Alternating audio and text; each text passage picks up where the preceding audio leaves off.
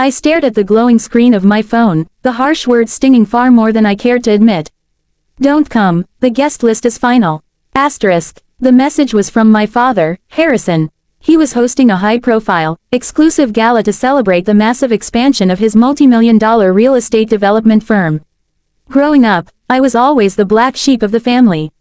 While my older brother, Julian, followed exactly in our father's corporate footsteps, wearing tailored suits, talking about profit margins, and learning how to exploit loopholes, I chose a completely different path. I dedicated my life to public service, community development, and working grueling, 70-hour weeks for underfunded nonprofits. To my father, success was measured purely in dollar signs, luxury sports cars, and elite social status. Because my career path didn't bring in massive wealth or prestigious corporate titles, he viewed me as a complete embarrassment. To him, I was someone who simply did not belong in his circle of wealthy, influential friends. I didn't reply to the text message. There was absolutely no point in arguing with a man whose mind had been locked in a vault of greed for decades.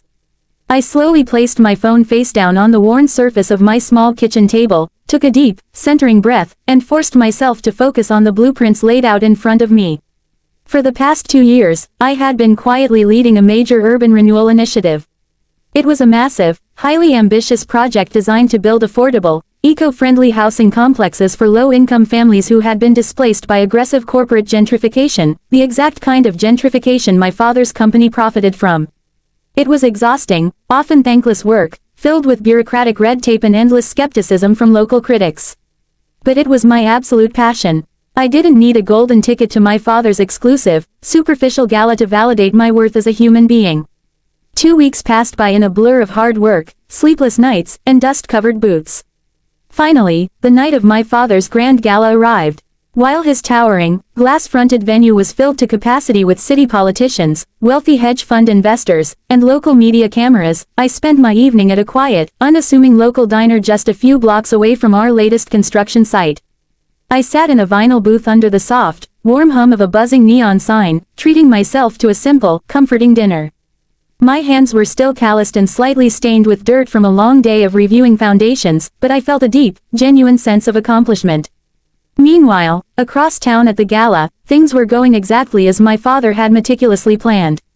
The air was thick with the scent of expensive perfume, high-end champagne, and superficial flattery. My father was in his absolute element, mingling effortlessly with the city's elite, shaking hands with billionaires, and soaking in the constant admiration of his peers.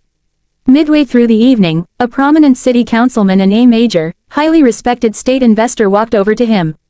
My father's eyes lit up, and he immediately beamed with pride, eager to impress these two incredibly powerful men who could help fund his next multi-million-dollar high-rise. The investor, however, was holding a premium, heavyweight glossy magazine. It was the official White House Quarterly, an incredibly exclusive, highly prestigious publication that highlights nationwide leadership, groundbreaking socio-economic projects, and major national honors directly from the Capitol. The investor opened the magazine to the main, multi-page feature article and turned it slowly toward my father. "Harrison," the investor said, his voice filled with a profound level of respect that my father had never heard before. "We had absolutely no idea you had such incredible family connections to the Capitol. This is historic. Why didn't you tell us?" My father looked down at the page, fully expecting to see a feature on one of his corporate rivals or perhaps a wealthy political donor he knew. Instead, the air completely left his lungs, and his breath caught painfully in his throat. Right there, spanning a massive, beautiful 2-page spread, was a striking, professional photograph of me. In the photograph, I was standing proudly on the manicured White House lawn alongside senior federal administration officials. I was holding a national award for civic leadership and innovative community development. The bold, elegant headline above my photo read, "The Visionary Shaping the Future of American Housing." Asterisk. The featured article detailed how my urban renewal initiative had caught the direct attention of the federal government. It explained how my model for sustainable, affordable housing was so revolutionary that it had just been awarded a massive, multi-million-dollar federal grant to expand the project to dozens of major cities nationwide. The article praised my integrity, my leadership, and my profound, lasting impact on the nation's infrastructure. My father's face went completely pale. The warmth drained from his body as a heavy, suffocating silence seemed to envelope him. The very elite guests he had spent his entire life trying to impress were now looking at him with newfound awe and admiration, not because of his real estate portfolio but because he was my father. The city councilman smiled broadly and patted my father on the shoulder.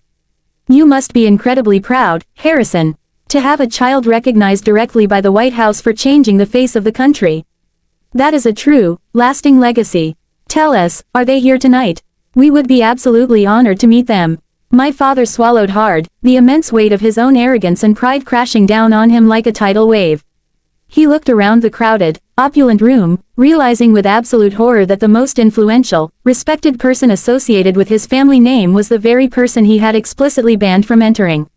He awkwardly excused himself from the conversation, his hands trembling visibly as he stepped into a quiet corner and pulled out his phone. He stared at the screen, looking at the last cold text message he had sent me. "Don't come, the guest list is final." The irony was deafening. With sweating palms, he began typing a frantic, lengthy new message. He begged me to come to the gala, offering to send a private luxury car to pick me up wherever I was, promising to introduce me to everyone, and apologizing profusely for his terrible misunderstanding. Sitting in the quiet, peaceful diner, my phone suddenly buzzed on the table. I picked it up and read his desperate, rambling paragraphs. I looked at the words, feeling a profound, beautiful sense of peace wash over me. I didn't feel anger, bitterness, or even a desire for revenge. I simply realized, with absolute clarity, how incredibly empty his world of status and superficial validation truly was. I calmly typed back a simple, direct response, "I'm glad you saw the magazine. But as you said, the guest list is final. Have a great night." I locked my phone, placed it back in my pocket, and quietly finished my dinner, knowing that the only approval I ever needed was the quiet, lasting impact I was making on the world.